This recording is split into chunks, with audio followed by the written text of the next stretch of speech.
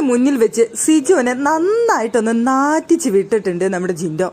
ലാലേട്ടൻ സിജോ വന്നതിന്റെ കാര്യങ്ങളെക്കുറിച്ചൊക്കെ സംസാരിക്കായിരുന്നു. സിജോയ്ക്ക് തിരിച്ചു വരാൻ കഴിഞ്ഞത് വളരെയധികം ഭാഗ്യമാണ്. സിജോയുടെ മനസാന്നിധ്യം കൊണ്ട് മാത്രമാണ് സിജോയ്ക്ക് തിരിച്ചു വരാനായിട്ട് കഴിഞ്ഞത്.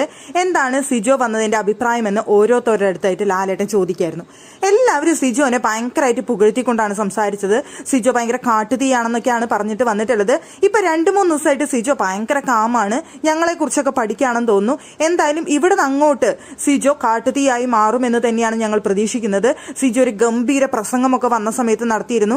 അപ്പൊ ഞങ്ങൾ അതൊക്കെ പ്രതീക്ഷിച്ചുകൊണ്ടാണ് ഇരിക്കുന്നത്. അടുത്ത വീക്ക് മുതൽ ആരൊക്കെയാണ് ടാർഗറ്റ് ചെയ്യുക, എങ്ങനെയൊക്കെയായിരിക്കും സിജോ കളിക്കുക എന്നൊക്കെ അറിയാനായിട്ട് ഞങ്ങൾക്ക് നല്ല ആകാംക്ഷയുണ്ട്. സിജോ ഭയങ്കര ഫയർ ആയിരിക്കും എന്നുള്ള കാര്യത്തിൽ യാതൊരു സംശയവുമില്ല എന്നൊക്കെ പറഞ്ഞുകൊണ്ട് എല്ലാവരും മാറി മാറി മാറി പുകഴ്ത്തിക്കൊണ്ടിരിക്കുന്ന സമയത്താണ് ലാലേട്ടന്റെ ചോദ്യം ജിൻഡോയുടെ അടുത്ത്. ജിൻഡോ, സിജോനെ കുറിച്ച് എന്താണ് പറയാനുള്ളതെന്ന്. അപ്പൊ എടുത്ത വഴിക്ക് സിജോനെ കുറിച്ച് ജിൻഡോ പറഞ്ഞ വാചകാണ് എനിക്ക് ഭയങ്കര ഇഷ്ടമായത്. കാട്ടുതീയായിട്ടൊന്നും തോന്നിയിട്ടില്ല ലാലേട്ട, കത്തിച്ചു കളഞ്ഞ ഒരു തീപ്പെട്ടി കൊള്ളിയായിട്ട് എനിക്ക് തോന്നിയിട്ടുള്ളൂ എന്ന്. പൊരിച്ചു, ഡയലോഗ് പൊളിച്ചു എന്ന് പറഞ്ഞു കഴിഞ്ഞാൽ പൊളിച്ചു. അവിടെ പറഞ്ഞ ആ ഡയലോഗ് കാട്ടുതീയാണെന്നൊക്കെ പറഞ്ഞുകൊണ്ട് അവിടെ ഗംഭീര പ്രകടനം നടത്തിയപ്പോഴാണ് ജിൻഡോയുടെ ഒരു ഡയലോഗ് അത് കത്തിച്ചു കളഞ്ഞ തീപ്പെട്ടി കൊള്ളിയാണെന്ന്.